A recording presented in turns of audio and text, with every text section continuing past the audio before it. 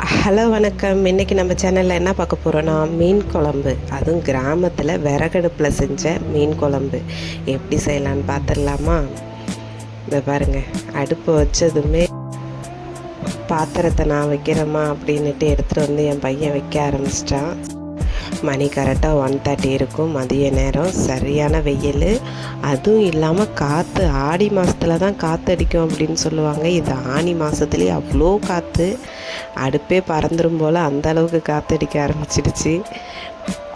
எனக்கு என்ன பயம்னா, ஐயோ குச்சி கிச்சி ஏதாவது தீப்பந்தத்தோடு பறந்து ஓடிட போகுது அப்படின்னு நான் ரொம்ப பயந்துட்டேன். பாருங்கள், சட்டியை வச்சது நல்லா சூடாயிட்ருக்கு. சட்டி காஞ்சதுக்கப்புறம் எண்ணெய் சேர்த்துக்கிட்டாங்க. எங்கள் அம்மா தான் இந்த மீன் குழம்பு செஞ்சாங்க. எண்ணெய் சூடானதும் அதில் வெந்தயம், வெங்காயம்,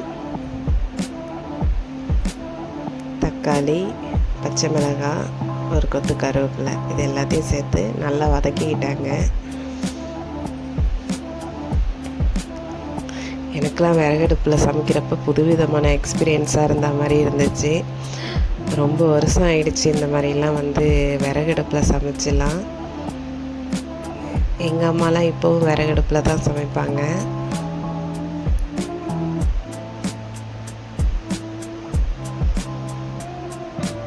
நல்லா வதங்கிட்டுருக்கு. ஊருக்கெலாம் போனால் தான் இது மாதிரிலாம் சாப்பிட முடியுது. இப்போ அது கூட கரைச்சி வச்சுருந்த புளியை சேர்த்துக்கிட்டாங்க.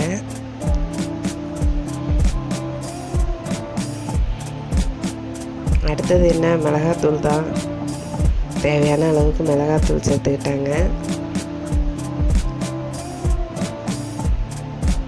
குழம்புக்கு தேவையான அளவுக்கு உப்பு, எல்லாத்தையும் சேர்த்து நல்லா கொதிக்க விடணும்.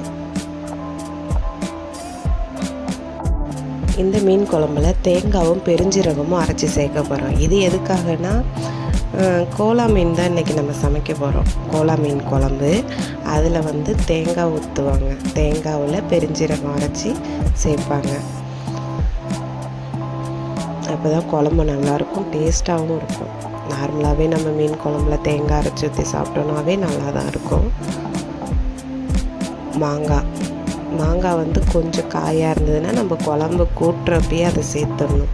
பழ மாங்காவாக இருந்தால் நம்ம மீன் போட ஒரு 2 நிமிஷங்க சேர்த்துக்கணும்.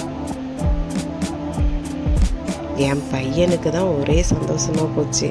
அவன் இந்த மாதிரி அடுப்புலலாம் சமைச்சு இப்போ தான் ஃபஸ்ட் டைம் பார்க்குறான். குழம்பு நல்லா கொதிக்க ஆரம்பிச்சிட்டு பாருங்கள். ஆனால் காற்று தான் பயங்கரமாக அடிச்சுது. இந்த பாருங்கள், தீயே எப்படி அலையுது பாருங்கள். அந்த அளவுக்கு காற்று அடிக்க ஆரம்பிச்சிருச்சு.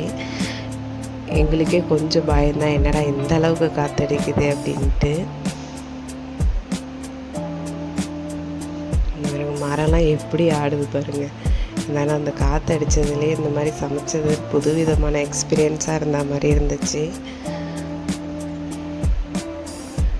நல்லா கொதிச்சிட்ருக்கு. இப்போ நம்ம இதில் மீனை சேர்த்துற வேண்டியதான். மீனை சேர்க்குறதுக்கு முன்னாடி நம்ம உப்பு காரம் எல்லாம் செக் பண்ணிக்கணும்.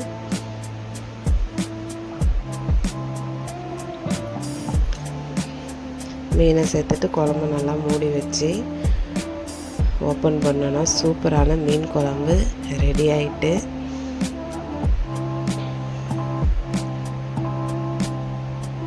காற்றுனா மீன் குழம்பே பறந்துடும் போல் அந்த அளவுக்கு காற்றடிச்சிது. எப்படியும் நாங்கள் மீன் குழம்பு சமைச்சு முடிச்சிட்டோம். டேஸ்ட்டும் பார்த்திங்கன்னா சூப்பராக இருந்துச்சு. சொல்லவே வேணாம், அந்த அளவுக்கு இருந்தது. அது விறகடுப்புலலாம் சமைச்சு சாப்பிட்ற அந்த டேஸ்ட்டே வேறு தான்.